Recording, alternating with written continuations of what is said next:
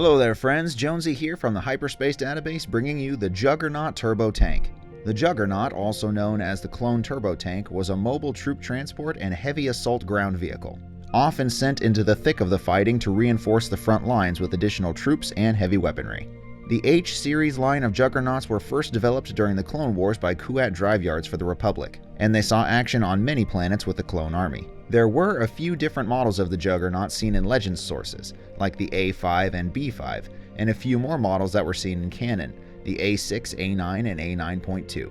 The most famous canon model of the Juggernaut was the HAVW A6 Juggernaut, notably seen during the Battle of Kashyyyk in Revenge of the Sith. This model was quite large, being about twice as long, 3 times as wide, and roughly twice as high as the Republic's ATTE Walker. Its main advantage, though, was in its speed, with its 10 oversized armored wheels powering the vehicle to be nearly 3 times faster than the ATTE, coming in at nearly 100 miles per hour. Each of these wheels were independently powered, which allowed the vehicle to make tight turns to overcome difficult terrain with relative ease. The Juggernaut was a mobile arms platform, having the destructive potential of an entire armed division of troops at its disposal. It possessed numerous blaster cannons, laser cannons, and projectile launchers, which were operated by gunners inside the vehicle. It crewed 12 on board, which were split up into 2 separate command pods on either ends of the Juggernaut, and could hold up to 300 troops in its main troop bay, and 200 tons of cargo. One of the most interesting features of the Juggernaut was that it was double-ended, meaning that it could switch directions with the flip of a switch,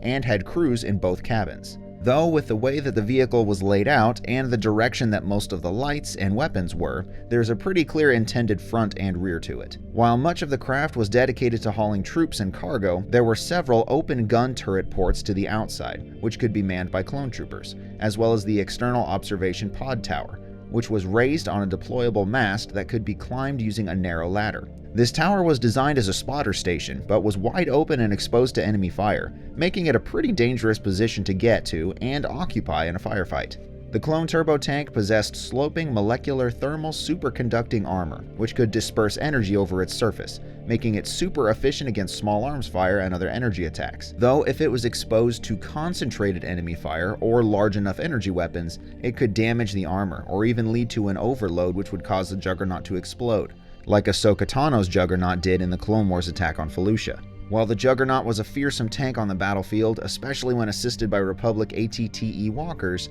Ahsoka was ambushed by overwhelming reinforcements, and her position was overrun, forcing her to abandon her vehicles in order to retreat before she was completely swarmed. The Juggernauts were very effective in rapid attack missions, where they needed to swarm a position and deploy their troops with speed and efficiency, which they did in the attack on Kashyyyk in Revenge of the Sith. Interestingly, the Juggernaut used here was based off of concept art from the Battle of Hoth by Joe Johnston, and while Imperial walkers were eventually used on Hoth instead to provide more of a menacing presence from the Empire, these efficient vehicles saw second life in the prequels, though the movie model was redesigned to be much larger and better armored than the concept design. The second version of the Juggernaut in canon was the HCVW A9 Turbo Tank, which appears in the movie Rogue One and in the Rebels TV show. This Imperial version of the turbo tank was smaller than the A6 and was designed as a transport primarily, though it was still well armed with a dorsal rotary turret-mounted laser cannon and 2 forward turret-mounted heavy repeating blasters. It could hold up to 125 passengers depending on its configuration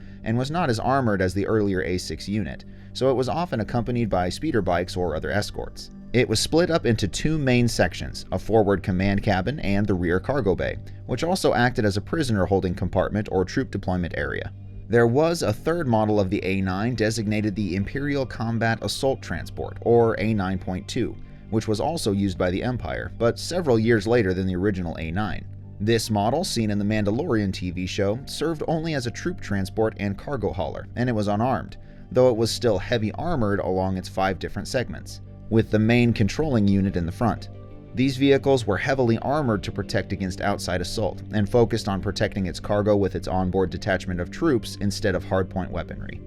There were a few different models of the Juggernaut in Legends, though the Legends A6 model shared many of the same features as the canon version. The concept model that was developed for the Battle of Hoth in The Empire Strikes Back was later reclassified in Legends as the A5 Turbo Tank, a predecessor to the A6. This Juggernaut A5 was a smaller version of the popular A6, This model of the tank operated quite well on open level terrain, but it lacked the maneuverability of later models and was very slow to turn around, thus the implementation of the dual-ended driving system, which allowed it to reverse direction quickly to escape from dangerous situations. The wheels on this model also did not provide much in the way of traction, so slippery slopes and uneven landscapes were difficult for the A5 to maneuver in. While it was not as effective as later models of the Juggernaut, it was an improvement over the much slower ATTE, and many of the features of the A5 were later incorporated into its direct successor, the Imperial All-Terrain Armored Transport, or AT-AT. This vessel was nicknamed the Rolling Slab by its crew because of its heavily armored body, and was state-of-the-art at the time it was introduced.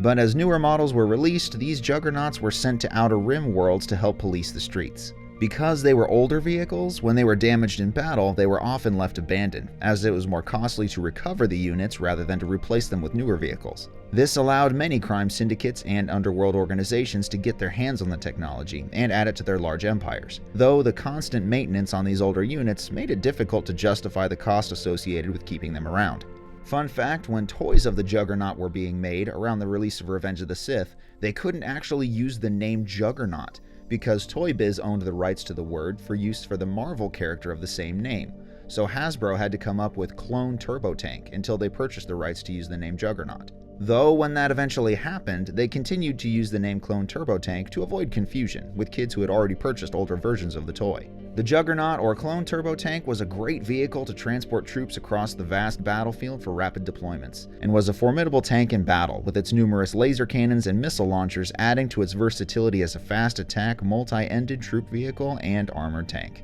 If you'd like to know more about great Star Wars topics like this one, be sure to hit that like and subscribe button and click the bell to be notified every time I upload a new episode. You can also follow the show on social media, and be sure to check out my new Hyperbytes episodes for short, condensed information about all kinds of Star Wars topics. Thank you again so much for watching, and I'll see you next time.